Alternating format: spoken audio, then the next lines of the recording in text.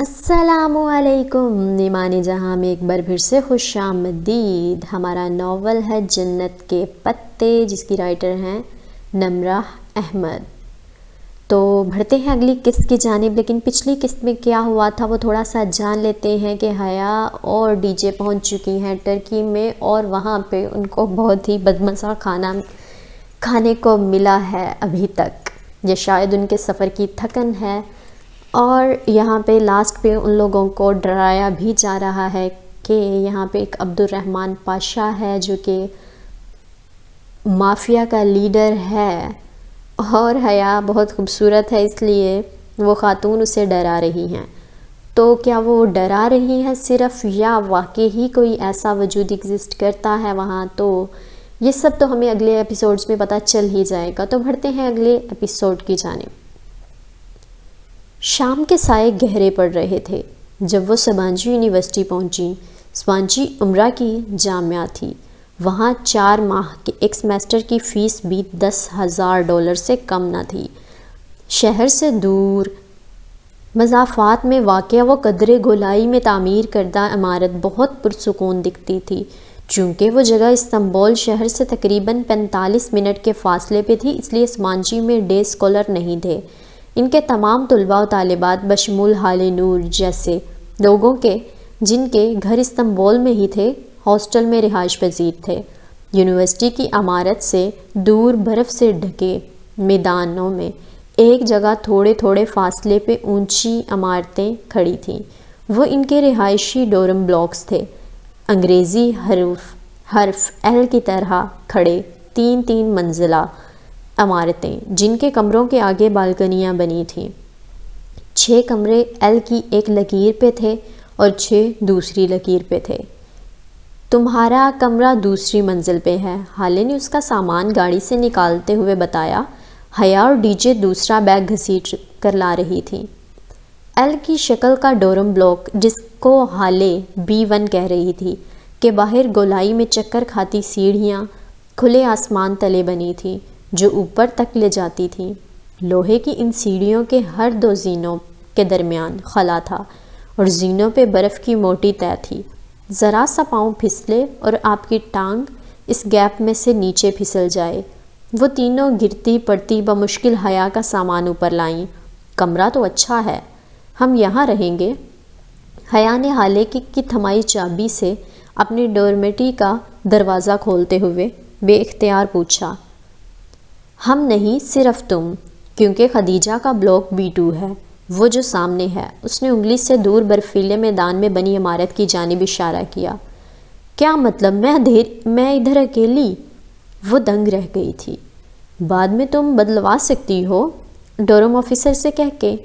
ابھی تم آرام کرو۔ ہر کمرے میں 4 اسٹوڈنٹس ہوتے ہیں، ہر اسٹوڈنٹ کی ٹیلی فون ایکسٹینشن اس کے میز پہ ہوتی ہے۔ آج کل چھٹیاں ہیں، اکثر طالب علم اپنے گھر گئے ہوئے ہیں۔ تمہارا کمرہ خالی ہے، مگر تم جا کر اپنے بیڈ پر ہی سونا۔ ترک لڑکیاں کسی کے ساتھ بستر شیئر نہیں کرتی، وہ برا مانتی ہیں۔ کوئی مسئلہ ہو تو میرا ڈورم بلاک B4 ہے، اوکے؟ مسکرا کر وہ بولی تو حیا نے سر ہلا دیا۔ ڈی جے نے بے چارگی سے اسے دیکھا اور حالے کے ہمراہ سیڑھیاں اترنے لگی۔ حالے، سنو، اس عمارت کے پیچھے کیا ہے؟ کسی خیال کے تحت حیا نے اسے پکارا۔ حالے مسکرا کر پلٹی اور بولی، جنگل۔ پھر وہ دونوں زینے اتر گئیں۔ حیا ایک جھرجھری لے کر پلٹی اور اندر کمرے میں قدم رکھا۔ کمرہ خوبصورتی سے آراستہ تھا، ہر دیوار کے ساتھ ایک ڈبل سٹوری بنک رکھا تھا۔ عموماً ایسے بنکس میں نیچے ایک بیڈ اور اوپر بھی ایک بیڈ ہوتا ہے، مگر اس میں نیچے بڑی سی رائٹنگ ٹیبل بنی تھی، اس کے ساتھ ہی لکڑی کی سیڑھی اوپر جاتی جہاں ایک آرام دہ بیڈ تھا۔ میز پر ایک ٹیلی فون رکھا تھا۔ وہ چاروں بنکس کو دیکھتی اپنے نام کی میز کی کرسی کھینچ کر نڈھال سی بیٹھ گئی۔ وہ ایک تھکا دینے والا دن ثابت ہوا تھا، مگر ابھی وہ تھکن کی بجائے عجیب سی اداسی میں گھری تھی۔ غیر ملک، غیر خطہ، غیر جگہ اور تنہا کمرہ جس کے پیچھے جنگل بھی تھا۔ اسے جانے کیوں بے چینی ہونے لگی۔ وہ فریش ہونے کے لیے اٹھی اور دروازے کی طرف بڑھی تاکہ باہر کہیں باتھ روم ڈھونڈے۔ ابھی اس نے دروازہ کھولا ہی تھا کہ 2 کمرے چھوڑ کر ایک کمرے کا دروازہ کھلا اور اس میں سے ایک لڑکا بیگ اٹھائے نکلا۔ اس نے جلدی سے دروازہ بند کیا اور پھر مقفل کر دیا۔ گرلز ہاسٹل میں لڑکا؟ اگر پاکستان میں ہوتی تو یقیناً یہی سوچتی، مگر یہ بات تو سبانچی کے پروسپیکٹس میں پڑھ چکی تھی کہ وہ مخلوط ہاسٹل ہے، البتہ ایک کمرے کے اندر صرف ایک صنف والے افراد ہی رہ سکتے تھے۔ وہ بددل سی ہو کر واپس کرسی پہ آ بیٹھی۔ سامنے والی دیوار پہ ایک سفید اور سیاہ تصویر آویزاں تھی۔ پینسل سے بنایا گیا وہ خاکہ ایک کلہاڑے کا تھا جس کے پھل سے خون کی بوندیں گر رہی تھیں۔ خاکہ بے رنگ تھا مگر خون کے قطروں کو بے حد شوخ سرخ رنگ سے بنایا گیا تھا۔ اس نے جھرجھری لے کر دوسری دیوار کو دیکھا۔ وہاں ایک لڑکی کے چہرے کا بے رنگ پینسل سے بنا خاکہ ٹنگا ہوا تھا۔ وہ تکلیف کی شدت سے آنکھیں میچے ہوئے تھی۔ اس کے گرد اس کی گردن پہ چھری چل رہی تھی اور اس سے بھڑکیلے سرخ خون کے قطرے ٹپک رہے تھے۔ وہ مضطرب سی اٹھ کھڑی ہوئی۔ ان تصاویر والی دیوار کے ساتھ لگے بنک کی میز پہ بہت سے چاقو اور چھریاں قطار میں رکھے تھے، ہر سائز، ہر قسم اور ہر دھار کا چاقو، جن کے لوہے کے پھل مدھم روشنی میں بھی چمک رہے تھے۔ وہ یکدم بہت خوفزدہ ہو کر باہر لپکی۔ کوریڈور میں بہت اندھیرا تھا۔ دور نیچے برف سے ڈھکے میدان دکھائی دے رہے تھے۔ وہ تیزی سے سیڑھیوں کی جانب بڑھی۔ جیسے ہی اس نے پہلے زینے پہ قدم رکھا، اوپر چھت پہ لگا بلب ایک دم جل اٹھا۔ وہ ٹھٹک کر رکی اور گردن گھمائی۔ کوریڈور خالی تھا، وہاں کوئی نہیں تھا۔ پھر بلب کس نے جلایا؟ اس کی گردن کے پشت کے بال کھڑے ہونے لگے۔ دھڑکتے دل کے ساتھ وہ پلٹی اور زینے اترنے لگی۔ تبھی ایک دم ٹھا کی آواز کے ساتھ اوپر کوئی دروازہ بند ہوا۔ اس نے پھر پتھر بن جانے کے خوف سے پیچھے مڑ کر نہیں دیکھا اور تیزی سے سیڑھیاں پھلانگتی چلی گئی۔ آخری زینے سے اتر کر اس نے جیسے ہی برف زار پر قدم رکھا، اوپر بالکنی میں جلتا بلب بجھ گیا۔ باہر زور و شور سے برف گر رہی تھی، تازہ پڑی برف۔ اس کے قدم پھسلنے لگے۔ سفید سفید گالے اس کے بالوں اور جیکٹ پہ آ ٹھہرے تھے۔ وہ گرتے پڑتے ڈی جے کے بلاک B2 کی طرف بڑھ رہی تھی۔ اس سے پہلی دفعہ اپنی مانگی گئی کسی دعا پہ پچھتاوا ہوا تھا۔ کاش آج یہ برف نہ پڑتی۔ B2 کی دوسری منزل کی بالکنی میں وہ دم لینے کو رکی۔ اسے منزل یاد تھی مگر کمرے کا نمبر بھول چکا تھا۔ اس نے ہونٹوں کے گرد ہاتھ کا ہالہ بنا کر زور سے آواز دی، ڈی جے تم کہاں ہو؟ D J, D J. ایک دروازہ جھٹ سے کھلا اور کسی نے ہاتھ سے پکڑ کر اسے اندر کھینچا۔ اگر تم 2 منٹ مزید تاخیر کرتی تو میں مر چکی ہوتی حیا۔ ڈی جے بھی اس کا ہاتھ تنہا اور خوفزدہ لگ رہی تھی، مگر اس کمرے میں آ کر حیا کا سارا خوف اڑن چھو ہو چکا تھا۔ ڈرو مت، تمہارے لیے ہی آئی ہوں۔ مجھے پتا تھا تم اکیلی ڈر رہی ہوگی، ورنہ میرا کیا ہے، میں تو کہیں بھی رہ لیتی ہوں۔ وہ لاپرواہی سے شانے اچکا کر بولی، پھر بے اختیار جمائی روکی۔ خوف ختم ہوا تو نیند طاری ہونے لگی تھی۔ مگر ڈی جے، میں سوؤں گی کدھر؟ ان 3 خالی بیڈز پہ کانٹے بچھے ہیں کیا؟ ڈی جے نے کہا۔ مگر حالے نے کہا تھا کہ ترک لڑکیاں۔ فی الحال یہاں نہ حالے ہے نہ ہی ترک لڑکیاں، مگر اللہ تو دیکھ رہا ہے نا ڈی جے۔ غیر ملک میں اس کا سویا ہوا خوف خدا جاگ اٹھا تھا، اور مجھے امید ہے کہ اللہ تعالیٰ حالے کو پتہ نہیں لگنے دے گا۔ خدیجہ نے کہا، اب بستر میں گھسو اور سو جاؤ۔ خدا جانے مجھے کس پاگل کتے نے کاٹا تھا جو ترکی آ گئی۔ آگے جھیل، پیچھے جنگل، اتنی وحشت۔ ڈی جے کمبل میں لیٹے بڑبڑائے جا رہی تھی۔ نیند سے تو وہ بھی بے حال ہونے لگی تھی، سو ڈی جے کے قریبی بنک کی سیڑھیاں پھلانگ کر اوپر کمبل میں لیٹ گئی۔ حیا، وہ کچی نیند میں تھی جب ڈی جے نے اسے پکارا۔ اس کی پلکیں اتنی بوجھل تھیں کہ انہیں کھول نہیں پا رہی تھی۔ سامنے والے کمرے میں بڑے ہینڈسم لڑکے رہتے ہیں حیا، میں نے انہیں کمرے میں جاتے دیکھا ہے۔ اچھا، اس کا ذہن غنودگی میں ڈوب رہا تھا۔ اور سنو، وہ پلاؤ اتنا بھی برا نہیں تھا، ہمیں صرف سفر کی تھکاوٹ کے باعث وہ برا لگا تھا۔ اور سنو، مگر ڈی جے کی بات مکمل ہونے سے قبل ہی وہ سو چکی تھی۔ دروازے پہ مدھم سی دستک ہوئی صبح میں تو وہ سرعت سے کرسی سے اٹھی، ایک نظر سوتی ڈی جے پہ ڈالی، دوسری اپنے زیر استعمال بنک پہ جو دوبارہ سے بنا سلوٹ اور شکن کے بنایا جا چکا تھا اور جس پہ ترک لڑکیوں کے اعتماد کے خون کیے جانے کی کوئی نشانی باقی نہ تھی، اور دروازہ کھول دیا۔ السلام علیکم ایکسچینج اسٹوڈنٹس۔ حالِ نور حشاش بشاش سے مسکراتی کھڑی تھی۔ وہ یوں تھی گویا دھلی ہوئی چاندنی، سیاہ اسکارف چہرے کے گرد لپیٹے، ہلکی سبز لمبی جیکٹ تلے سفید جینز پہنے، شانے پہ بیگ اور ہاتھ میں چابیوں کا گچھا پکڑے وہ پوری تیاری کے ساتھ آئی تھی۔ وعلیکم السلام، آؤ حالے، میں تمہارے ڈورم میں گئی تھی مگر تم ادھر نہیں تھی، میں نے اندازہ کیا کہ تم یہیں ہوگی۔ حالے نے اپنا بیگ میز پر رکھا اور کرسی کھینچ کر نفاست سے بیٹھی۔ ہاں میں علل صبح ہی یہاں آ گئی تھی، ڈی جے کی یاد آ رہی تھی۔ خدیجہ سو رہی ہے؟ حالے نے گردن اونچی کر کے اوپر دیکھا جہاں ڈی جے دو موٹے کمبل گٹھڑی کی صورت خود پہ ڈالے سو رہی تھی۔ ہاں، اور شاید دیر تک سوتی رہے۔ اوہ، میں نے تو سوچا تھا کہ تمہارے فون رجسٹرڈ کروانے چلیں آج۔ ترکی میں غیر ملکی فون پہ ترک سم کارڈ ایک ہفتے کے بعد بلاک ہو جاتا ہے۔ ہاں بالکل، تم لوگ جاؤ اور میرا فون بھی لے جاؤ، میں ابھی 2 گھنٹے مزید سوؤں گی۔ کمبلوں کے اندر سے آواز آئی تو حالے مسکرا دی۔ مسکراتے ہوئے اس کی چمکتی سرمئی آنکھیں چھوٹی ہو جاتی تھیں۔ چلو حیا، ہم دونوں چلتے ہیں۔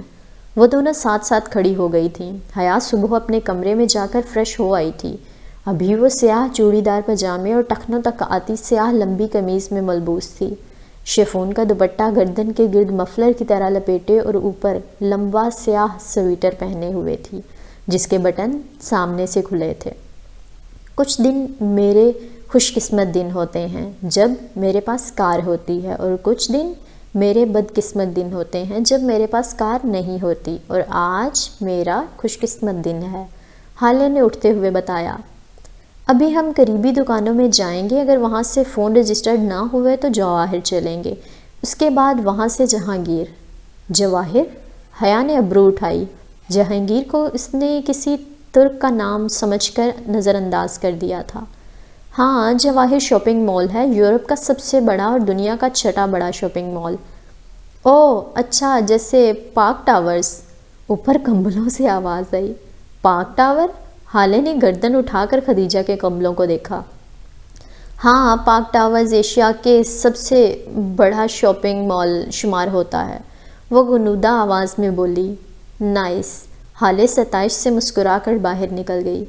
حیا نے اس کے جانے کی تسلی کر لی، پھر لپک کر پیچھے آئی اور سیڑھی پہ چڑھ کر ڈی جے کا کمبل کھینچا۔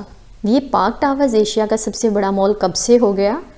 اس نے کون سا جا کے چیک کر لینا ہے، تھوڑا شو مارنے میں کیا حرج ہے؟ ڈی جے گڑاپ سے پھر سے کمبل میں گھس گئی۔ حالے ڈرائیو کرتے ہوئے متاسف سی بار بار معذرت کر رہی تھی، فون رجسٹرڈ نہیں ہو سکتے تھے۔ ایویا کی دکان پہلے تو ملی نہیں، دوسری موبائل کمپنیوں کی دکانیں ہر جگہ موجود تھیں، یوں جیسے آپ زوم کی دکان کی تلاش میں ہوں اور ہر طرف یو فون کی دکانیں ہوں۔ بمشکل ایک دکان ملی تو اس کا مینیجر شاپ بند کر کے جا رہا تھا، لاکھ منتوں پر بھی اس بندے نے دکان نہیں کھولی اور چلا گیا۔ اب حالے مسلسل شرمندگی کا اظہار کر رہی تھی۔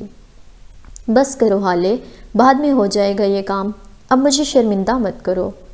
خیر، تمہارا دوسرا کام تو کروں، جہانگیر چلتے ہیں۔ حالے نے گہری سانس اندر کھینچی۔ گاڑی سڑک پر رواں دواں تھی اور کھڑکی کے باہر ہر سو برف دکھائی دے رہی تھی۔ تم ایڈریس دکھاؤ، ہم پہنچنے والے ہیں۔ کدھر؟ حیا نے ناسمجھی سے ڈرائیو کرتی حالے کو دیکھا۔ جہانگیر، اور کدھر؟ وہاں کیا ہے؟ تمہاری آنٹی کا گھر، کل کہا جو تھا کہ تمہیں لے جاؤں گی، صبح بتایا بھی تھا، بھول گئی؟ تم مجھے ادھر لے کر جا رہی ہو؟ وہ ہکا بکا رہ گئی۔ ہاں نا، اب ایڈریس بتاؤ، اسٹریٹ نمبر تو مجھے یاد رہ گیا تھا، آگے بتاؤ۔ اوہ حالے، اس نے ہڑبڑا کر پرس سے مڑا توڑا سا کاغذ نکالا۔ اس نے کاغذ پہ دیکھا، اس علاقے کا نام سہانگیر لکھا تھا۔ وہ اسے سہانگیر پڑھتی رہی تھی۔ اب اسے یاد آیا کہ ترکوں کا سی جیم کی آواز سے پڑھا جاتا تھا۔ اگر اسے ذرا سا بھی اندازہ ہوتا کہ ادھر جانا ہے تو وہ تحائف ہی اٹھا لاتی جو اماں نے بھیجے تھے۔ ذرا اچھے کپڑے ہی پہن لیتی، تھوڑا سا میک اپ ہی کر لیتی۔ لو، یہ تو سامنے ہی تھا، اب تم جاؤ، مجھے ادھر تھوڑا کام ہے، میرا نمبر تم نے فون میں فیڈ کر لیا ہے نا؟ جب فارغ ہونا تو مجھے کال کر لینا، میں آ جاؤں گی، گھنٹہ تو مجھے بھی لگ ہی جائے گا، پھر کھانا ساتھ کھائیں گے۔ گاڑی رک چکی تھی۔ حیا نے بے توجہی سے اس کی ہدایات سنی اور دروازہ کھول کر نیچے اتری۔ اس کا دروازہ بند کرتے ہی ہالے گاڑی زن سے بھگا کر لے گئی۔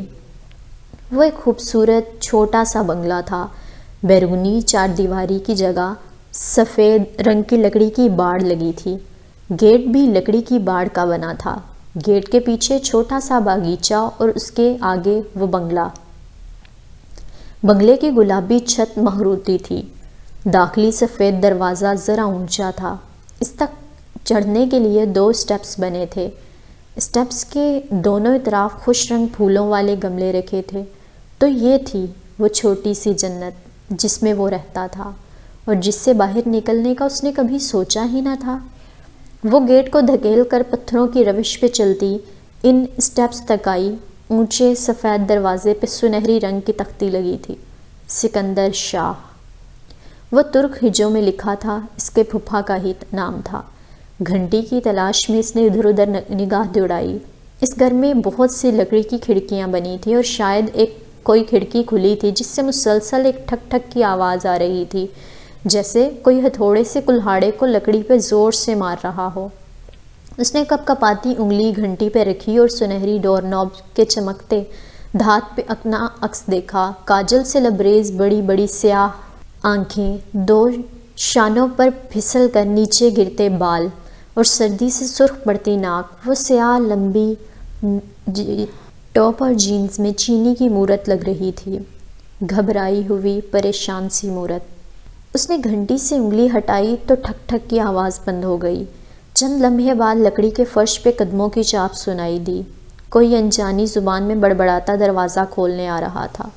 وہ لب کاٹتے ہوئے کسی مجرم کی طرح سر جھکائے کھڑی تھی جب دروازہ کھلا۔ چوکٹ پہ بچھے ڈور میٹ پہ اسے دروازہ کھولنے والے کے ننگے پاؤں دکھائی دیے۔ اس کی نگاہیں دھیرے سے اوپر اٹھتی گئیں۔ بلو جینز اور اوپر گرے سویٹر میں ملبوس، وہ ایک ہاتھ میں ہتھوڑا پکڑے کھڑا تھا۔ سویٹر کی آستینیں اس نے کوہنیاں تک موڑ رکھی تھی اور اس کے کسرتی بازو جھلک رہے تھے۔ حیا نے دھیرے سے چہرہ اٹھا کر اسے دیکھا۔ اس کا سانس لمحے بھر کو ساکت ہوا تھا۔ وہ ویسا ہی تھا جیسے اپنے بچپن کی تصاویر میں لگا کرتا تھا۔ وہی بھورے مائل بال جو بہت اسٹائلش انداز میں ماتھے پہ گرتے تھے، پرکشش آنکھیں، اٹھی ہوئی مغرور ناک، سنہری رنگت کے تیکھے نقوش۔ وہ ماتھے پہ تیوری لیے آنکھیں سکیڑے اسے دیکھ رہا تھا۔ بلا شبہ وہ بہت ہینڈسم تھا۔ سن کم سن، اس نے ترک میں کچھ پوچھا تو وہ چونکی۔ سبین سکندر کا گھر یہی ہے؟ جی یہی ہے، وہ انگریزی میں بتا کر سوالیہ جانتی نگاہوں سے اس کا چہرہ دیکھنے لگا۔ اسے لگا وہ باسفورس کے پل پہ ہتھیلیاں پھیلائے کھڑی ہے اور نیلے پانیوں کو چھو کر آتی ہو ہوا اس کے بال پیچھے کو اڑا رہی ہو۔ وہ کسی گہرے خواب کے زیر اثر تھی، حسین خواب کے۔ میں ان کی مہمان ہوں، پاکستان سے آئی ہوں، وہ اٹک اٹک کر بول رہی تھی۔ اس کے سامنے اس کی ساری خود اعتمادی ہوا ہو گئی تھی۔ ایک دم وہ خود کو بہت کمزور محسوس کرنے لگی تھی۔ کیسی مہمان؟ اس کا انداز اکھڑا اکھڑا سا تھا، جیسے وہ کسی ضروری کام میں مصروف تھا جس میں حیا مخل ہوئی تھی۔ میں حیا ہوں، حیا سلیمان۔ اس نے پر امید نگاہوں سے جہان سکندر کا چہرہ دیکھا کہ ابھی اس کا نام سن کر اس کے پرکشش آنکھوں میں شناسائی کی کوئی رمق۔ کون حیا سلیمان؟ اس کے قدموں تلے باسفورس کا پل شک ہوا تھا۔ وہ بے دم سی نیچے گرے نیلے پانیوں میں جا گری تھی۔ کون حیا سلیمان؟ یہ آواز دہراتے ہوئے وہ سن سی ہوتی اسے تک رہی تھی۔ اس کی پلکیں جھپکنا بھول گئی تھیں۔ اس شخص کے چہرے پہ زمانوں کی اجنبیت اور بیزاریت تھی۔ پہچاننے یا نہ پہچاننے کا تو سوال ہی نہ تھا۔ جہان سکندر تو اس سے واقف ہی نہ تھا۔ کون مادام؟ اس نے قدرے اکتا کر دہرایا۔ حیا نے خفیف سا سر جھٹکا، پھر لب بھینچ لیے۔ میں سبین پھپھو سے ملنے آئی ہوں، ان کے بھائی سلیمان کی بیٹی ہوں، وہ جانتی ہیں مجھے۔ اوکے، اندر آ جاؤ۔ وہ شانے اچکا کر واپس پلٹ گیا۔ وہ جھجک کر اپنے زینے پہ چڑھی پائیدان کو دیکھ کر کچھ یاد آیا تو فوراً پیر جوتوں سے نکالے اور لکڑی کے فرش پر قدم رکھا۔ فرش بے حد سرد تھا، راہداری کے اس پار دور جہاں اس نے جہان کو جاتے دیکھا تھا، وہاں سے ہتھوڑی کی ٹھک ٹھک پھر سے شروع ہو چکی تھی۔ وہ راہداری عبور کر کے کچن کے کھلے دروازے میں آ کھڑی ہوئی۔ امریکی طرز کا کچن نفاست سے آراستہ تھا۔ عین وسط میں گول میز کے گرد 4 کرسیوں کا پھول بنا تھا۔ ایک جانب کاؤنٹر کے ساتھ وہ حیا کی طرف پشت کیے کھڑا تھا۔ اس کے ہاتھ میں ہتھوڑی تھی جس سے وہ اوپر کیبنٹ کے کھلے دروازے کے جوڑ پہ زور زور سے ضربیں لگا رہا تھا۔ وہ چند لمحے ایک شش و پنج کے بعد ڈھیٹ بن کر آگے آئی اور قدرے آواز کے ساتھ کرسی کھینچی۔ وہ بے اختیار چونک کر پلٹا۔ ڈرائنگ روم میں خیر، وہ ناگواری سے لب بھینچ کر واپس کیبنٹ کی طرف مڑ گیا۔ اس نے ایک ہاتھ سے کیبنٹ کے دروازے کے جوڑ پر کسی شے کو پکڑ رکھا تھا اور دوسرے سے ہتھوڑی مار رہا تھا۔ حیا سلیمان نے زندگی میں کبھی اتنی تذلیل محسوس نہیں کی تھی۔ میم، موم۔ چند لمحے گزرے تو وہ اسی طرح کام کی طرف متوجہ چہرے پہ ڈھیروں سنجیدگی لیے پکارنے لگا۔ وہ انگلیاں مروڑتی، ٹانگ پہ ٹانگ رکھے سر جھکائے بیٹھی تھی۔ دفعتاً چوکھٹ پہ آہٹ ہوئی تھی، سر اٹھایا۔ راہداری سے برتن ہاتھ میں لیے سبین پھپھو اسی پل کچن میں داخل ہوئی تھیں، کندھوں تک آتے بوب کٹ بال اور کھلے لمبے اسکرٹ کے اوپر سرمئی سویٹر پہنے وہ کچھ بولتی آ رہی تھیں۔ اسے بیٹھا دیکھ کر ٹھٹک کر رکیں۔ حیا، میرا بچہ، تم کب آئی؟ برتن کاؤنٹر پہ تقریباً گرا کر وہ والہانہ انداز میں اس کی طرف لپکیں۔ وہ جو جہان کے سرد مہر رویے پہ بددل سی بیٹھی تھی گڑبڑا کر اٹھی، بہت گرم جوشی سے اسے گلے لگا کر انہوں نے اس کی پیشانی چومی، پھر بے حد محبت و اپنائیت بھری نم آنکھوں سے مسکرا کر اس کا چہرہ دیکھا۔ فاطمہ نے بتایا تھا کہ تم کچھ روز تک آؤ گی ملنے۔ میں سوچ رہی تھی کہ تم تھکن اتار لو، میں خود ہی تم سے ملنے آؤں گی۔ کیسی ہو تم؟ کتنی پیاری ہو گئی ہو، وگ اس کے ساتھ والی کرسی پہ بیٹھی محبت سے اس کا ہاتھ تھامے کہہ رہی تھی۔ میں ٹھیک ہوں پھپھو، آپ کیسی ہیں؟ وہ بد وقت مسکراتی انہی کی طرح انگریزی میں گفتگو کر رہی تھی۔ تم کتنی بڑی ہو گئی ہو، آنکھیں تو بالکل سلیمان بھائی جیسی ہیں۔ لوگ کہتے ہیں میری آنکھیں میری اماں سے ملتی ہیں پھپھو۔ وہ ہلکا سا جتا گئی۔ بھائی، مجھے تو میرے بھائی کا ہی عکس لگتی ہو۔ اور سب کیسے ہیں؟ وہ ایک ایک کا حال پوچھے گئی۔ وہ سب کی خیریت بتا کر کہنے لگی، آپ داور بھائی کی شادی میں نہیں آئیں؟ داور بھی کتنا بڑا ہو گیا ہے ماشاءاللہ، شادی بھی ہو گئی۔ کیسی رہی شادی؟ میں نے ویڈیو دیکھی تھی تمہاری۔ اس نے چونک کر انہیں دیکھا۔ کون سی ویڈیو؟ اس کا سانس رکنے لگا۔ ایک دم کمرے میں گھٹن سی اسے محسوس ہونے لگی۔ وہ جو داور کے ولیمے پہ اسٹیج پہ بنائی گئی تھی، تم نے ریڈ فراک پہن رکھی تھی، میں نے روہیل کی فیس بک پہ دیکھی تھی۔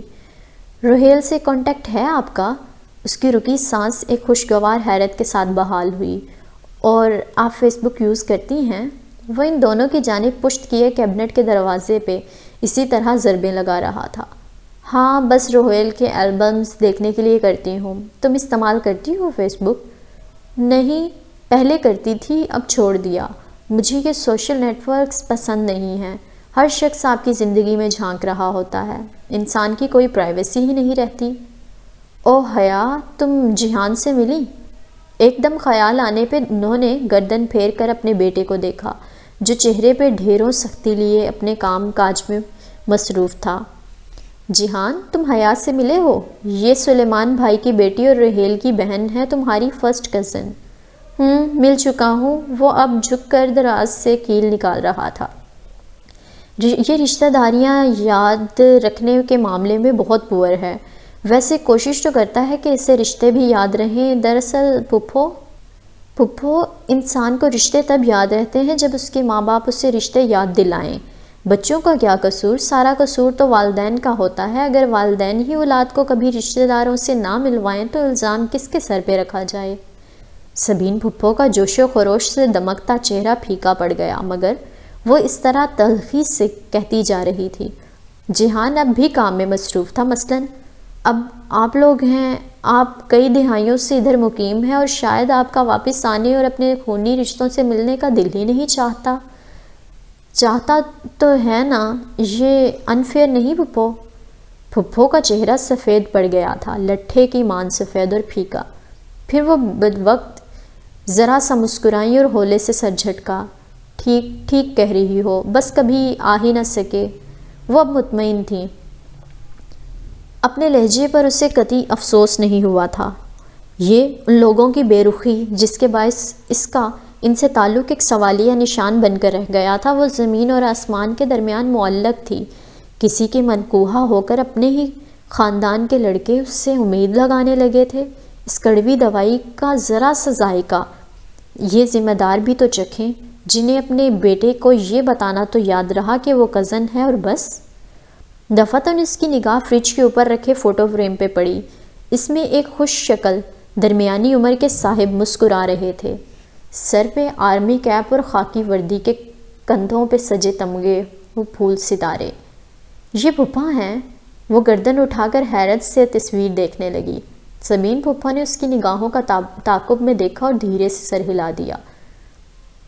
انسان کو رشتے تب یاد رہتے ہیں جب اس کے ماں باپ اس کو یاد دلائیں۔ وہ پلٹے بنا خاصا جتا کر بولا تو حیا چونکی۔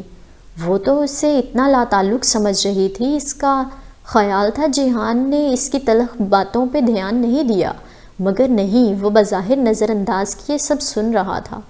وہ ذرا محتاط سی ہو کر سیدھی ہوئی۔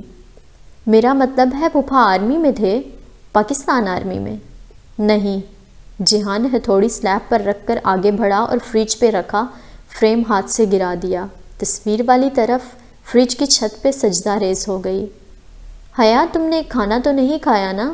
میں بس لگا رہی ہوں۔ پھپھو اب سنبھل کر دوبارہ سے حشاش بشاش سی ہو گئی تھیں۔ حیا جواب دیے بنا تخیر سے فریج کے اوپر اوندھے منہ گرے فریم کو دیکھے گئی۔ اس کے ایک سوال کے جواب میں جس بدمزاجی سے جیہان نے فریم گرایا تھا وہ ابھی تک اس پہ گنگ تھی۔ ممی آپ کا کیبنٹ تیار ہے۔ وہ اب کیبنٹ کا دروازہ کھول بند کر کے چیک کر رہا تھا۔ تھینک یو جیہان، اور باتھ روم کا نل بھی۔ پھپھو نے گول میز پہ پلاؤ کا بڑا سا پیالہ رکھتے ہوئے یاد دلایا۔ پھر وہی بدمزہ پلاؤ۔ وہ خفیف سا سر جھٹک کر رہ گئی۔ رہنے دے پھپھو، میں کوئی اگر مگر نہیں، میں تمہارے لیے کچھ خاص نہیں بنا سکی، اس لیے اب انکار کر کے مجھے شرمندہ مت کرنا۔ جیہان اب دراز سے ایک ڈبہ نکال کر اندر رکھی چیزیں الٹ پلٹ کر رہا تھا۔ دفعتاً ڈور بیل بجی۔ جیہان نے رک کر راہداری کی سمت دیکھا، پھر ڈبہ وہیں چھوڑا اور باہر نکل گیا۔ شروع کرو حیا۔ پھپھو نے مسکراتی آنکھوں سے اسے دیکھا اور دیکھتے ہوئے پلیٹ سے اسے تھمائی۔ اس نے شکریہ کہہ کر چاول اور تھوڑا سا لوبیا کا مسالہ پلیٹ میں نکالا۔ راہداری کے اس پار جیہان کسی مرد کے ساتھ ترک میں کچھ بول رہا تھا۔ دونوں کی مدھم سی آواز سنائی دے رہی تھی۔ دوسرے ہی چمچ میں وہ پلاؤ اسے مزیدار لگنے لگا تھا۔ ڈی جے ٹھیک کہہ رہی تھی، ان کا کھانا صرف سفر کی متلی کے باعث برا لگ رہا تھا۔ پھپھو آپ کے ہاتھ میں بہت ذائقہ ہے۔ حیا اس کا چمچہ پکڑے منہ تک جاتا ہاتھ اور بات دونوں رک گئیں۔ بے حد بے یقینی سے اس نے گردن موڑی۔ جیہان راہداری سے اسے پکارتا چلا آ رہا تھا۔ کیا اس مغرور اور بد دماغ آدمی کو اس کا نام یاد رہ گیا تھا؟ جی، وہ بمشکل بول پائی۔ وہ کچن کے کھلے دروازے سے اندر آیا تو حیا نے دیکھا اس کے ہاتھوں میں ایک ادھ کھلے گلابوں کا بوکے اور ایک سفید کارڈ تھا۔ کیا تم یہاں رہنے آئی ہو؟ وہ اس کے سامنے کھڑا سختی سے پوچھنے لگا۔ نہیں۔ وہ سانس روکی ان سفید گلابوں کے پھولوں کو دیکھ رہی تھی۔ یہ اس کے لیے نہیں ہو سکتے تھے، نہیں، ہرگز نہیں۔ تو پھر اپنے ویلنٹائن کو میرے گھر کا پتہ دینے کی کیا ضرورت تھی؟ اس نے زیر لب ترک میں کسی غیر مہذب لفظ سے اسے نامعلوم شخص کو نوازا اور گلدستہ اور کارڈ اس کے سامنے میز پر تقریباً پھینکنے کے انداز میں رکھا۔ نہیں، میں نہیں۔ وہ پھٹی پھٹی نگاہوں سے پھولوں کے اوپر گرے سفید کارڈ کو دیکھے گئی جس پہ لکھے حروف نمایاں تھے، فار مائی لو حیا سلیمان فرام یور ویلنٹائن۔ اور ویلنٹائن ڈے میں ہفتہ 10 دن باقی تھے، اسے یاد تھا۔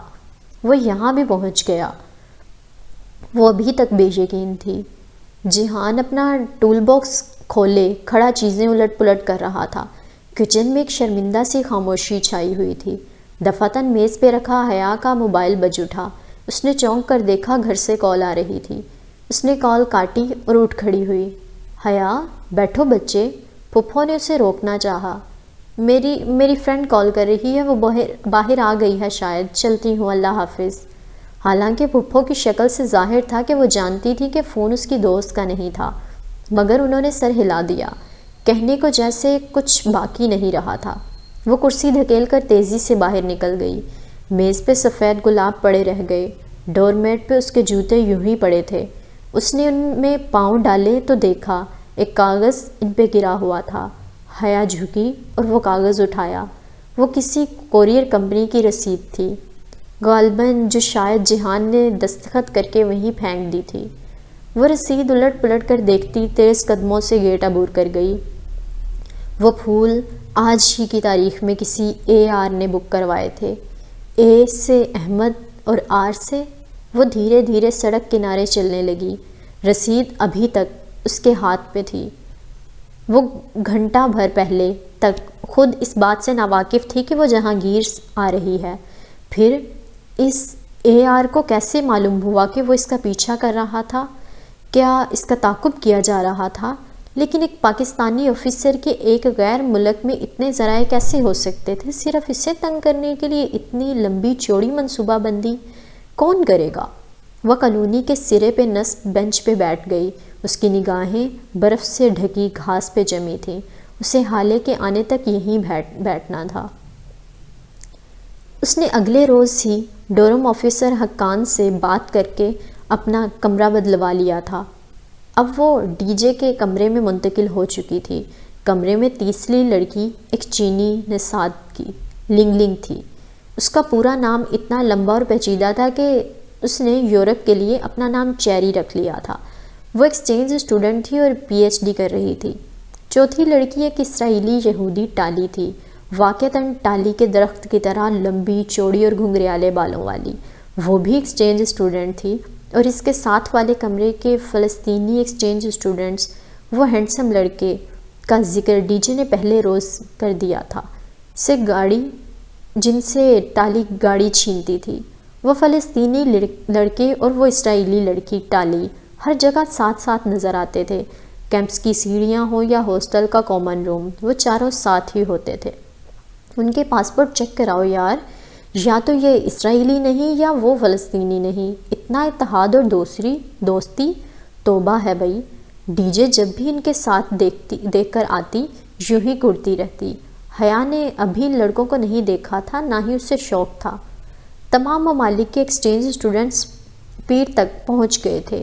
وہاں کسی کو کسی ایکسچینج اسٹوڈنٹ کا نام معلوم نہیں تھا، بس یہ فلسطینی ہیں، یہ چائنیز ہیں، یہ ناروینج ہیں، یہ ڈچ اور یہ دونوں پاکستانی ہیں۔ ان کو 1 سے 4 مضامین لینے کا اختیار تھا۔ DJ نے 2 لیے جبکہ حیا نے 4 لیے۔ چوتھے ماہ کے اختتام پر امتحان دینے کی پابندی تھی، اور یہ 5 ماہ لازماً ترکی میں گزارنے کی پابندی تھی۔ باقی چاہے ہاسٹل میں رہو چاہے نہ رہو، چاہے ساری رات باہر گزار دو، کوئی پوچھنے والا نہ تھا۔ خوب مزے تھے بھائی۔ سبانجی میں کلاس کے اندر لڑکیوں کے اسکارف پہ پابندی تھی۔ تو یہ حالے نور کیا کرتی ہوگی؟ حیا نے DJ سے تب پوچھا جب وہ دونوں نماز کے بہانے کلاس میں دکھائی جانے والی ترکی کی تعارفی پریزنٹیشن سے کھسک کر آ گئی تھیں اور اب پریئر ہال میں بیٹھی چپس کھا رہی تھیں۔ وہ کلاس میں اسکارف اتار کر ہی جاتی ہے، DJ چپس کترتے ہوئے بتا رہی تھی۔ وہ دونوں چوکڑی مار کر کارپیٹ پہ بیٹھی تھیں۔ ایک طرف الماری میں قرآن و اسلامی کتب کے نسخے سجے تھے، دوسری طرف بہت سے اسکارف اور اسکرٹس ٹنگے ہوئے تھے۔ جینس والی ترک لڑکیاں اسکرٹ پہن کر نماز پڑھ لیتی اور پھر بعد میں وہ اسکرٹ وہاں لٹکا کر چلی جاتی۔ استنبول کے ہر زنانہ پریئر ہال میں ایسے اسکارف اور اسکرٹس لٹکے ہوتے تھے۔ مزے کی ہے نا یہ حال نور؟ وہ انگلی سے بال پیچھے کرتے ہوئے کہہ رہی تھی۔ اس نے بھی بلو جینز کے اوپر گلابی سویٹر پہن رکھا تھا۔ پاکستان میں تایا فرقان کی ڈانٹ کے ڈر سے وہ جینز نہیں پہن سکتی تھی، لیکن شکر کہ یہاں وہ لوگ نہیں تھے اور وہ زندگی کو اپنی مرضی اور لطف سے گزار رہی تھی۔ پرسوں تم اپنی پھپھو کے گھر گئی تھی، کیسا رہا ٹرپ؟ اچھا رہا، پھپھو نے پلاؤ بنایا تھا، وہ واقعی بدمزہ پکوان نہیں ہے جتنا ہم سمجھے تھے۔ میں تو پہلے ہی کہہ رہی تھی۔ جب پریئر ہال میں بھی خوب بور ہو گئیں تو باہر نکل آئیں۔ سرد نم ہوا دھیمی دھیمی چل رہی تھی۔ ہری گھاس پہ سبانجی کی گول سی عمارت پورے وقار کے ساتھ کھڑی تھی، جیسے ایک گولائی کی شکل میں بنے گھر کو ہیٹ پہنا دیا جائے۔ شیشے کے اونچے داخلی دروازے کے سامنے سیڑھیاں بنی تھیں۔ سیڑھیوں کے دونوں اطراف سبزہ پھیلا تھا۔ وہ دونوں فائلیں تھامے زینے اتر رہی تھیں جب ڈی جے نے اس کا شانہ ہلایا۔ یہ جو آخری زینے پہ 3 لڑکے کھڑے ہیں، یہ وہی فلسطینی لڑکے ہیں۔ دیکھو، ٹالی ابھی بھی ان کے ساتھ ہے۔ اس نے حواس سے چہرے پہ آتے بال پیچھے ہٹائے اور دیکھا۔ وہ ہینڈسم اور خوش شکل سے لڑکے سیڑھیوں کے کنارے کھڑے باتوں میں مصروف تھے۔ آؤ ان سے ملتے ہیں۔ مجھے دلچسپی نہیں ہے، تم جاؤ، مجھے ذرا کام ہے۔ وہ کھٹ کھٹ زینے اترتی آگے بڑھ گئی۔ ڈی جے نے اسے نہیں پکارا۔ وہ ان فلسطینیوں کی جانب چلی گئی تھی اور وہ یہی چاہتی تھی۔ ڈی جے سے دوستی اپنی جگہ، مگر فی الحال وہ خوب آزادی سے استنبول کو کھوجنا چاہتی تھی، اکیلی اور تنہا۔ قریباً گھنٹے بھر بعد وہ اپنے کمرے سے خوب تیار ہو کر نکلی اور پتھریلی سڑک پر چلنے لگی۔ اس نے بلو جینز کے اوپر ایک تنگ اسٹائلش سا گھٹنوں تک آتا سرخ کوٹ پہن رکھا تھا۔ شدید سردی کے باوجود ننگے پاؤں میں 5 انچ اونچی سرخ پینسل ہیل پہنی تھی۔ ریشمی بال ہوا سے شانوں پہ اڑ رہے تھے اور گہرے کاجل کے ساتھ رسبری کی طرح سرخ لپسٹک ہمیشہ سے پرکشش لگتی تھی اور آج اسے معلوم تھا کہ وہ بے حد حسین لگ رہی ہے۔ بس اسٹاپ آ چکا تھا جب بادل زور سے گرجے۔ یہ بس اسٹاپ یونیورسٹی کے اندر ہی تھا۔ سبانجی کی ہیروئن گورسل تھی۔ گورسل بس سروس۔ وہ سبانجی کے طلباء کے لیے ہی چلتی تھی اور انہیں استنبول شہر تک لے جاتی تھی۔ حالے نے اس گورسل کا شیڈول رٹوا دیا تھا۔ جس دن تمہاری گورسل چھوٹی نا، تمہیں حالے نور کی بہت یاد آئے گی، اس نے سختی سے تاکید کرتے ہوئے کہا تھا۔ گورسل اپنے مقررہ وقت سے ایک لمحہ بھی تاخیر نہیں کرتی تھی۔ وہ اگر آپ چند سیکنڈ بھی دیر سے آئے تو گورسل گئی۔ اب 2 گھنٹے بیٹھ کر اگلی گورسل کا انتظار کریں۔ جب وہ گورسل میں بیٹھی تو آسمان پہ سیاہ بادل اکٹھے ہو رہے تھے۔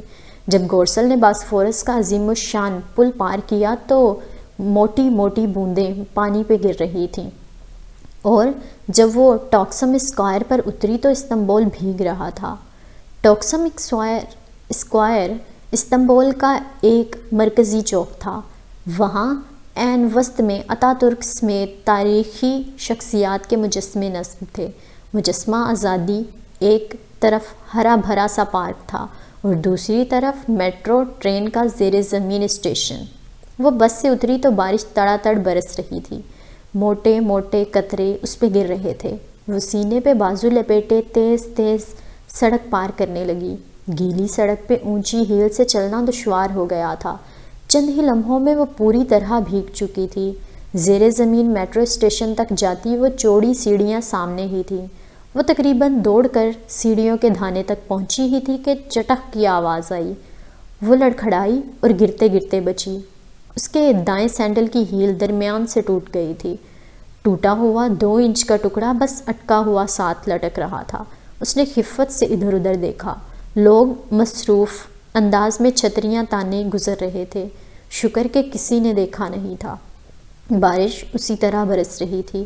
اس کے بال موٹی گیلی لٹوں کی صورت چہرے کے اطراف میں چپک گئے تھے۔ اس نے کوفت سے ٹوٹے جوتے کے ساتھ زینہ اترنا چاہا مگر یہ ناممکن تھا۔ جھنجھلا کر وہ جھکی اور دونوں جوتوں کے اسٹرپس کھولے، پاؤں ان میں سے نکالے اور جوتے اسٹرپس سے پکڑ کر سیدھی ہوئی۔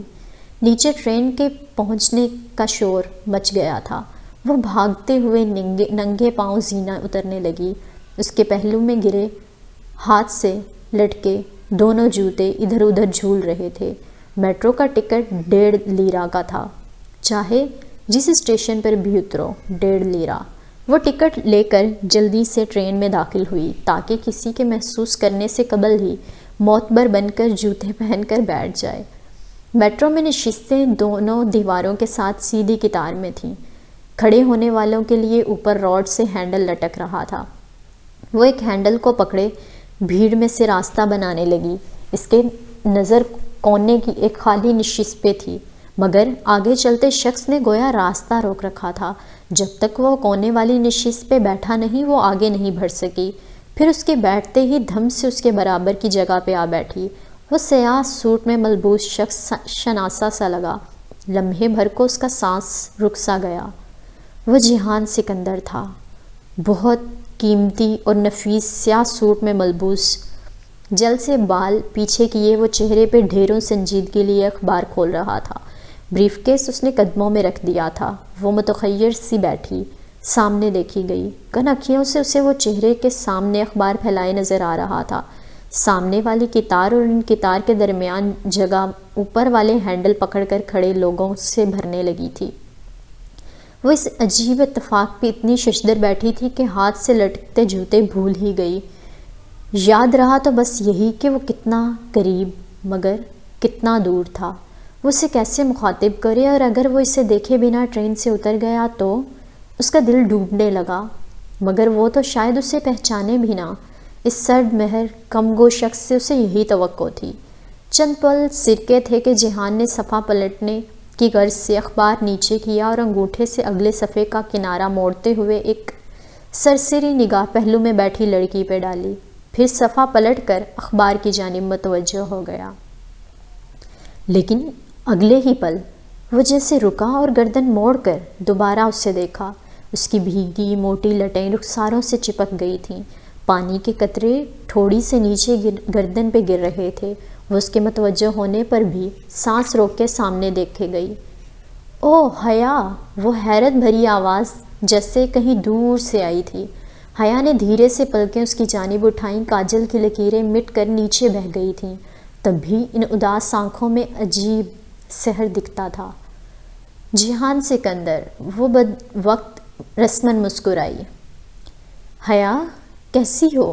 اکیلی ہو؟ کہنے کے ساتھ جہان نے ادھر ادھر نگاہ دوڑائی۔ وہاں کوئی مسافر حیا کا ہم سفر نہیں لگ رہا تھا۔ جی اکیلی ہوں۔ میں نے یہ بھی پوچھا ہے کہ کیسی ہو؟ مسکراتے ہوئے اپنائیت سے کہتے ہوئے وہ اخبار تہہ کرنے لگا تھا۔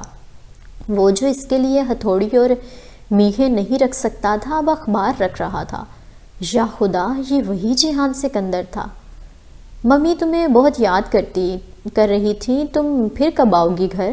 اخبار ایک طرف رکھ کر اب وہ پوری طرح حیا کی جانب متوجہ تھا۔ وہ یک ٹک اسے دیکھے گئی۔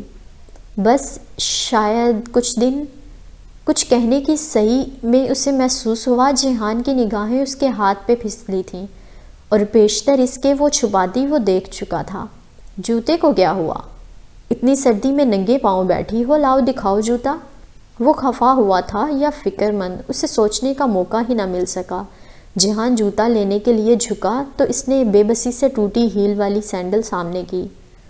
یہ تو الگ ہونے والا ہے۔ اس کے ہاتھ سے جوتا لے کر اب وہ اسے الٹ پلٹ کر دیکھنے لگا۔ حیا نے بے چینی سے پہلو بدلا۔ جہان رہنے دو، ٹھہرو، شاید یہ جڑ جائے۔ وہ جھک کر دوسرے ہاتھ سے بریف کیس میں سے کچھ نکالنے لگا۔ جہان لوگ دیکھ رہے ہیں، یہ پکڑو ذرا۔ وہ سیدھا ہوا اور جوتا حیا کو تھمایا، پھر ہاتھ میں پکڑا ٹیپ کھولا۔ کافی لمبا سا اسٹرپ کھول کر دانت سے کاٹا۔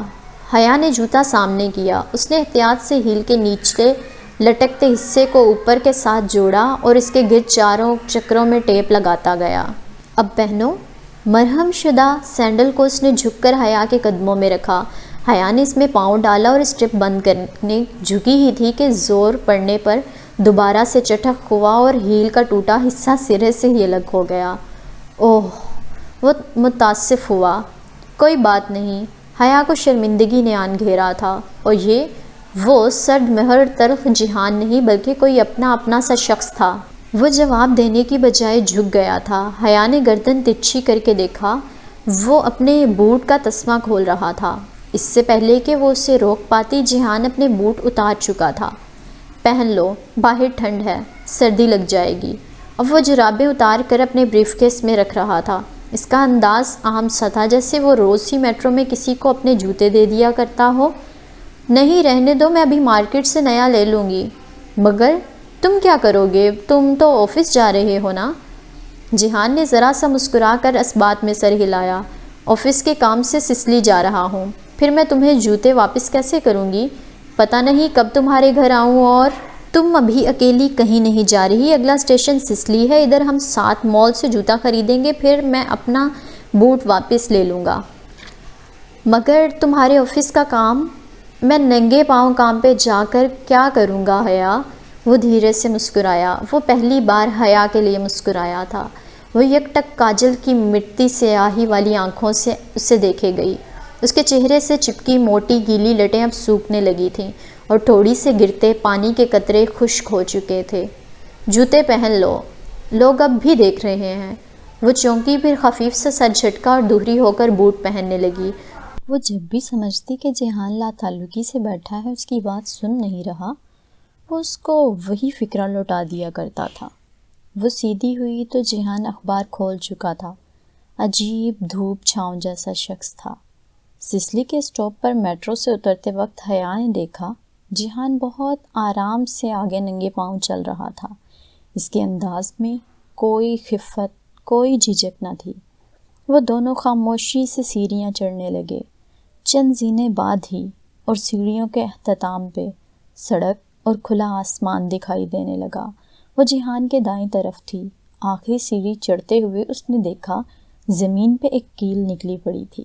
اس سے پیشتر کہ وہ مطلع کر پاتی، جیہان کا پاؤں اس کیل کی نوکدار حصے پہ آیا۔ جب اس نے دوبارہ پاؤں اٹھایا تو اس کی ایڑی سے خون کی ننھی سی بوند نکل گئی تھی۔ اس نے بے اختیار جیہان کے چہرے کو دیکھا۔ وہ سکون سے سیدھا تیز تیز چل رہا تھا۔ جیہان، تمہارا پاؤں، تمہیں زخم آیا ہے؟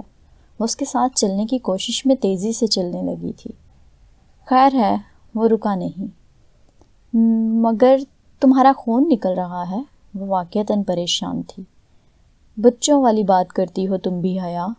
اتنے ذرا سے خون سے میں زخمی تو نہیں ہو گیا؟ بہت ٹف زندگی گزاری ہے میں نے۔ وہ دیکھو جواہر مال۔ اس سے کچھ کہنا بیکار تھا۔ وہ چپ ہو کر اس کے ساتھ مال کے قریب آ رکی۔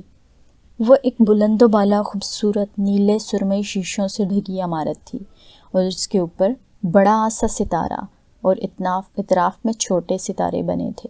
بڑے ستارے کے اوپر سیاہگیر مال اور جیہان ترکوں کی طرح سی کو جے پڑ رہا تھا۔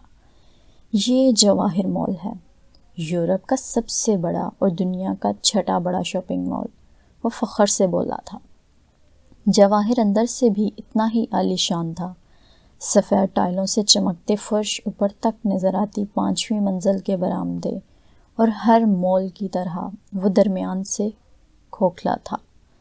عین وسط میں ایک اونچے کھجور کے درخت ٹاورز کی طرح، اور یہ روشنیوں کمکموں سے مزین ٹاورز 5ویں منزل کی چھت تک جاتے تھے۔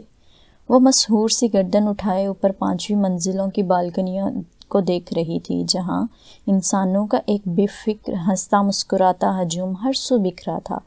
رنگ، خوشبو، عمارات، چمک، وہ یورپ ہی تھا۔ جوتے خرید کر وہ دونوں اوپر چلے آئے۔ حیا نے جوتوں کا بل بنواتے ہی جلدی سے ادائیگی کر دی تھی تاکہ جیہان کو موقع ہی نہ مل سکے۔ وہ اس پہ خاصا خفا ہوا، مگر حیا پرسکون تھی۔ حالی نور سمیت وہ کسی بھی ترک سے کچھ لینے میں عار محسوس نہیں کرتی تھی، مگر جیہان سکندر کا احسان کبھی نہیں۔ 4تھی منزل کی دکانوں کے آگے بنی چمکتی بالکنی میں وہ دونوں ساتھ ساتھ چل رہے تھے۔ لوگوں کے رش میں حیا رستہ بناتی، جیہان کی رفتار سے ملنے کی تقریباً اس کو بھاگنا پڑ رہا تھا۔ پھر بھی وہ پیچھے رہ جاتی اور وہ آگے نکل جاتا۔ وہ اس کا ساتھ دینے کی کوشش میں اب تھکنے لگی تھی۔ شاید یہی ان کی زندگی کی کہانی بھی تھی۔ جیہان نے ایک شیشے کا دروازہ کھولا اور ایک طرف ہٹ کر راستہ دیا۔ Thank you. وہ سرخ کوٹ کی جیبوں میں ہاتھ ڈالے مسکراتی ہوئی اندر داخل ہوئی۔ وہ اس کے پیچھے آیا۔ وہ ریسٹورنٹ تھا، نرم گرم ماحول، ہیٹر اور باہر کی سرما کی ملی جلی خنکی، مدھم روشنیاں، پیچھے جلتا بجھتا دھیما سا میوزک۔ آرڈر کرو۔ وہ ایک کونے والی میز کے گرد آمنے سامنے بیٹھ گئے تھے تو جیہان نے کہا۔ اپنا کوٹ اتار کر اس نے کرسی کی پشت پہ رکھ دیا اور وہ کف کھول کر آستین موڑ رہا تھا۔ مگر یہ دعوت کس خوشی میں ہے؟ حیا دونوں کوہنیاں میز پہ ٹکائے دائیں ہتھیلی ٹھوڑی تلے ٹکائے دلچسپی سے اسے دیکھ رہی تھی۔ چہرے کے دونوں اطراف میں گرتے بال اب خاصے سوکھ گئے تھے۔ تمہارے اس خوبصورت کوٹ کی خوشی میں، اور یہ دعوت میری طرف سے ہے، اب آرڈر کرو۔ حیا نے گردن جھکا کر ایک سرسری نگاہ اپنے کوٹ پہ ڈالی۔ مگر دعوت تمہاری طرف سے ہے تو آرڈر تمہیں ہی کرنا چاہیے اصولاً۔ اس نے جیہان کی بات نظر انداز کر دی کہ شاید وہ مذاق کر رہا ہے۔ ٹھیک ہے۔ جیہان نے مینیو کارڈ اٹھایا اور صفحے پلٹنے لگا۔ وہ محض سی اس کے وجیح چہرے کو دیکھے گئی۔ کیا وہ جانتا تھا کہ وہ اس کی بیوی ہے؟ اتنی بڑی بات وہ نہ جانتا ہو، کیا یہ ممکن تھا؟ اس روز تم نے بہت غلط بات کی تھی جیہان، مجھے تم پہ بہت غصہ آیا تھا۔ جب وہ آرڈر کر چکا تو وہ یوں ہی مٹھی بند کیے تھوڑی تلے رکھے اسے تکتے ہوئے بولی۔ میں نے کیا کیا تھا؟ وہ حیران ہوا۔ پتہ نہیں کس نے میرے نام پہ پھول بھیجے اور تم نے کہا کہ میرا ویلنٹائن۔ میں ایسی لڑکی نہیں ہوں جیہان، نہ ہی میں جانتی ہوں کہ وہ پھول کس نے بھیجے تھے۔ اوکے۔ جیہان نے سمجھنے والے انداز میں اس بات میں سر کو جنبش دی، مگر وہ جانتی تھی اسے یقین نہیں آیا۔ ریسٹورنٹ میں گہما گہمی تھی۔ ادھر ادھر ویٹرز میزوں کے درمیان راستہ بناتے ٹرے اٹھائے تیزی سے پھر رہے تھے۔ پس منظر میں بجتی موسیقی کا سر بدل گئے تھے۔ اب ایک ترک گلوکار دھیمی آواز میں گیت گنگنا رہا تھا۔ ویسے تم صبح صبح کہاں جا رہی تھی؟ میں یہیں سسلی آ رہی تھی، شاپنگ وغیرہ کرنے۔ ویٹر کافی لے آیا تھا اور اب ان دونوں کے درمیان جھکا ٹرے سے دوسرا کپ اٹھا کر میز پہ رکھ رہا تھا۔ بہادر لڑکی ہو، اکیلی گھوم پھر لیتی ہو، جیہان نے مسکرا کر کہتے ہوئے اپنی کافی میں شکر ڈالی۔ استنبول میں یہ بہادری تو مہنگی تو نہیں پڑے گی؟ مطلب؟ کافی کا بھاپ اڑاتا ہوا کپ لبوں سے لگاتے ہوئے جیہان کی آنکھوں میں الجھن ابھری۔ اس نے ایک گھونٹ بھر کر کپ نیچے رکھا۔ مطلب ڈرگ مافیا، آرگنائزڈ کرائم اور اسٹیٹ آرگنائزیشن جیسی ترکیبات سے واسطہ تو نہیں پڑے گا؟ وہ کوہنیاں میز پر رکھے آگے ہوئی اور چہرے پہ سادگی سجائے آہستہ سے بولی، کیونکہ سنا ہے یہاں ان سب سے پالا پڑ سکتا ہے۔ کس سے سن لی تم نے ایسی خوفناک باتیں؟ جیہان نے مسکرا کر سر جھٹکا۔ تم بتاؤ یہ پاشا کون ہے؟ پاشا کو نہیں جانتی تو ترکی کیوں آئی ہو؟ مصطفیٰ کمال پاشا یا کمال اتا ترک؟ وہ ترکوں کا باپ تھا۔ وہ نہیں، میں استنبول کے پاشا کی بات کر رہی ہوں، عبد الرحمن پاشا کی۔ کافی کا کپ لبوں تک لے جاتے ہوئے جیہان نے رک کر نہ سمجھی سے دیکھا۔ کون؟ کافی سے اڑتی بھاپ لمحے بھر کے لیے اس کے چہرے کو ڈھانپ گئی۔ ایک بھارتی سمگلر جو یورپ سے ایشیا اسلحہ سمگل کرتا ہے؟ اوہ کم آن حیا۔ اس نے کپ رکھ کر سنجیدگی سے حیا کو دیکھا۔ استنبول میں ایسا کوئی مافیا راج نہیں ہے۔ یہ کس نے تمہیں کہانیاں سنا دی ہیں؟ یوں ہی مشہور ہونے کے لیے کسی نے اپنے بارے میں کوئی افواہ اڑا دی ہوگی۔ تم استنبول کو کیا سمجھ رہی ہو؟ حالے کی طرح وہ ایک خالص ترک تھا، اپنے استنبول کے دفاع کے لیے جی جان سے تیار۔ ویٹر جیہان کے اشارے پہ بل لے آیا تھا اور جیہان اپنے بٹوے سے کارڈ نکال کر اس کی فائل میں رکھ رہا تھا۔ رائی ہوتی ہے تو پہاڑ بنتا ہے نا حیا، یہ پاکستان نہیں ہے، جیہان نے ذرا تفاخر سے جتا کر کہا۔ اس کے لب بھنج گئے۔ کارڈ رکھ کر جیہان نے فائل بند کر کے ایک طرف رکھی۔ پاکستان میں بھی یہ سب نہیں ہوتا، اور بل میں دوں گی۔ حیا نے تیزی سے فائل اٹھائی اور کھولی۔ جیسے میں جانتا ہی نہیں۔ جیہان کی اگلی بات لبوں میں رہ گئی۔ ان کے دائیں طرف سے ایک ویٹر ٹرے اٹھائے چلا آ رہا تھا۔ اچانک ایک دوسرا ویٹر تیزی سے اس کے پیچھے سے آیا اور پہلے ویٹر سے آگے نکلنے کی کوشش کی۔ پہلے ویٹر کو ٹھوکر لگی، وہ توازن برقرار نہ رکھ پایا اور نتیجتاً اس کے دائیں ہتھیلی پہ سیدھی رکھی لکڑی کا شڑ شڑ کرتا بھاپ اڑاتا سزلر پلیٹر بیف اسٹک سمیت الٹ گیا۔ میز پہ رکھے حیا کے ہاتھ پہ ٹرے اور گرم بیف اکٹھے آ کر لگے۔ وہ بلبلا کر کھڑی ہوئی۔ فائل اور بل نیچے جا گرے تھے۔ I am sorry. دونوں ویٹر بیک وقت چیزیں ٹھیک کرنے لگے۔ ٹرے سے کافی کا کپ بھی الٹ گیا تھا اور ساری کافی اب فرش پہ گری پڑی تھی۔ جہان ناگواری سے ترک میں انہیں ڈانٹنے لگا۔ چند منٹ بعد معذرتوں اور میز صاف کرنے میں لگ گئے۔ وہ واپس بیٹھا تو حیا اپنی کلائی سہلا رہی تھی۔ تمہیں چوٹ آئی ہے؟ دکھاؤ، ذرا جل تو نہیں گیا؟ اس نے ہاتھ بڑھایا مگر حیا نے کلائی پیچھے کر لی۔ ذرا سی چوٹ سے میں زخمی تو نہیں ہو گئی، بہت ٹف زندگی گزاری ہے میں نے۔ بظاہر مسکرا کر وہ درد کو دبا گئی۔ ہتھیلی سرخ پڑ چکی تھی اور شدید جل رہی تھی۔ میری بات اور ہے، ہاتھ دکھاؤ حیا۔ مگر اس نے ہاتھ گود میں رکھ لیا۔ ٹھیک ہے، اٹس اوکے، کافی کا شکریہ، اب ہمیں چلنا چاہیے۔ وہ اٹھ کھڑی ہوئی۔ بل والی بات اب اسے بھول گئی تھی، مگر کافی تو ختم کر لو۔ وہ قدرے پریشانی سے کھڑا ہوا۔ رہنے دو، انتہائی بد تہذیب ویٹرز ہیں یہاں کے، چلو۔ واپسی پہ وہ اسے میٹرو اسٹیشن تک چھوڑنے آیا تھا۔ زیر زمین جاتی سیڑھیوں کے دھانے پہ وہ دونوں آمنے سامنے کھڑے تھے۔ تم واپس ٹاکسم نہیں آؤ گے؟ نہیں، وہ دفتر یہاں سے قریب ہی ہے، جس سے کام کے سلسلے میں ملنے آیا تھا، اس طرف۔ جہان نے بازو اٹھا کر دور ایک طرف اشارہ کیا۔ اس نے سفید شرٹ کی آستین یوں ہی کوہنیوں تک موڑ رکھی تھی اور کوٹ بازو پہ ڈال رکھا تھا۔ ٹائی کی نوٹ اب تک ڈھیلی ہو چکی تھی، وہ یقیناً اس کا ایک ورکنگ ڈے خراب کر چکی تھی۔ ویسے تم کیا کرتے ہو؟ وہ کوٹ کی جیبوں میں ہاتھ ڈالے کھڑی گردن اٹھائے اسے دیکھ رہی تھی۔ میں غریب سا ریسٹورنٹ اونر ہوں۔ استقلال اسٹریٹ پر جو پہلا برگر کنگ ہے وہ میرا ہے۔ استقلال اسٹریٹ ٹاکسم اسکوائر کے بالکل ساتھ ہے، دیکھی ہے نا تم نے؟ اس نے گردن دائیں بائیں اور بائیں سے دائیں ہلائی۔ تم اس ویکینڈ پہ گھر کیوں نہیں آ جاتی؟ ممی خوش ہوں گی۔ اور تم؟ بے ساختہ لبوں سے پھسلا تھا۔ میں تو ویکینڈ پر بھی ریسٹورنٹ میں ہوتا ہوں۔ پھر فائدہ، اس نے سوچا۔ کوشش کروں گی۔ وہ مسکرا دی، پھر دایاں ہاتھ جیب سے نکال کر بال پیچھے ہٹائے۔ تمہارا ہاتھ ابھی تک سرخ ہے حیا، اگر کسی دوست نے پوچھ لیا تو کیا کہو گی؟ کہہ دوں گی کہ گدلی برف کے ساتھ کیچڑ تھی، گھاس پہ وہیں پھسل گئی۔ اس نے لاپرواہی سے شانے اچکائے۔ اب کزن کے ساتھ کافی پینے کا قصہ سنانے سے تو رہی۔ پھسل گئی تو ہتھیلی رگڑ گئی؟ ہاں۔ اور گھٹنے؟ جہان نے مسکرا کر اس کی جینس کی جانب اشارہ کرتے ہوئے پوچھا۔ مطلب؟ حیا نے ابرو اٹھائے۔ لڑکی، کور اسٹوری پوری بنایا کرو۔ اگر تم ہتھیلیوں کے بر کیچڑ میں گرو تو اصولاً تمہارے گھٹنوں پر بھی رگڑ آنی چاہیے۔ پھر وہ چند قدم چل کر گھاس کے کتے کی طرف گیا، جھک کر 3 انگلیوں سے تھوڑی سی مٹی اٹھائی اور واپس آ کر اس کے سامنے کی۔ اسے اپنی جینس پر لگا دو، ورنہ تمہاری فرینڈز یقین نہیں کریں گی۔ اتنا بھی کوئی شکی مزاج نہیں ہوتا جہان سکندر۔ اس نے ہنس کر اپنے پوروں پہ ذرا سی گیلی مٹی لی اور جھک کر گھٹنوں کے اوپر جینس پہ مل دی، پھر ہاتھ جھاڑتے ہوئے سیدھی ہوئی۔ میں کوشش کروں گا کہ ہفتے کی صبح سارا کام ختم کر کے گھر آ جاؤں، تم ہفتے کی شام میں ضرور آنا۔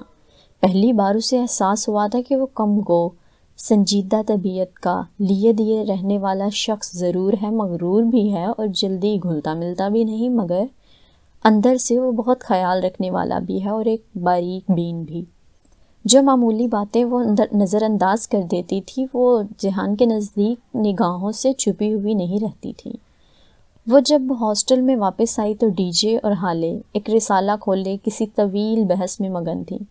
ڈی جے کی نگاہ سب سے پہلے اس کے سرخ ہاتھ پہ پڑی۔ تمہیں کیا ہوا ہے؟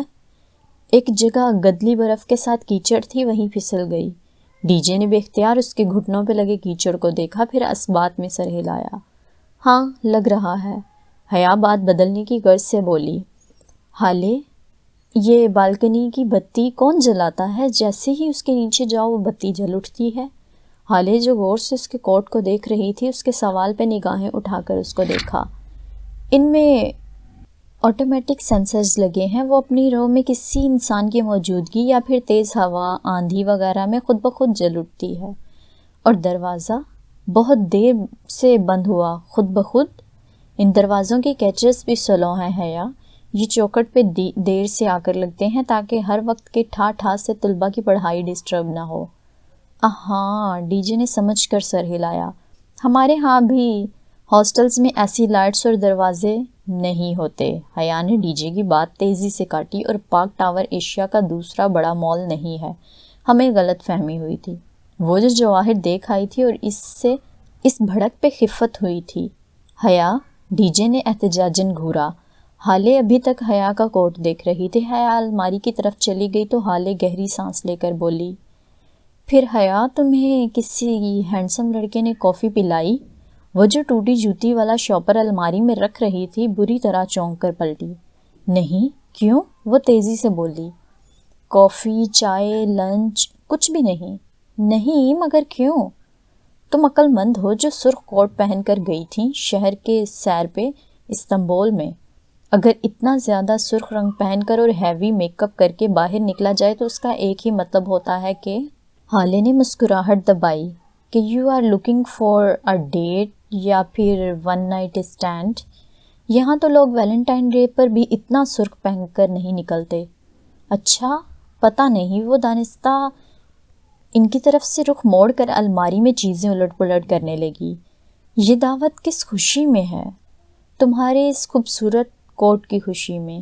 مارے تضحیک کے اس کے کانوں سے دھواں نکلنے لگا۔ وہ جہان کی مسکراہٹیں، وہ شائستگی، وہ ریسٹورنٹ لے جانا، وہ سب کسی اپنائیت کے جذبے کے تحت نہیں تھا، بلکہ وہ اسے کوئی بکاؤ مال کی طرح سمجھ رہا تھا۔ خود کو پلیٹ میں رکھ کر پیش کرنے والی لڑکی، کوئی پیشہ ور۔ اس کے دل پہ بہت سے آنسو گر رہے تھے۔ جہان سکندر ہمیشہ اسی طرح اسے بے عزت کر دیا کرتا تھا۔ اور اسی کے ساتھ یہ سین ہوا ختم، اور آج کا ایپیسوڈ بھی۔ ملیں گے اگلے ایپیسوڈ کے ساتھ، تب تک کے لیے اللہ حافظ۔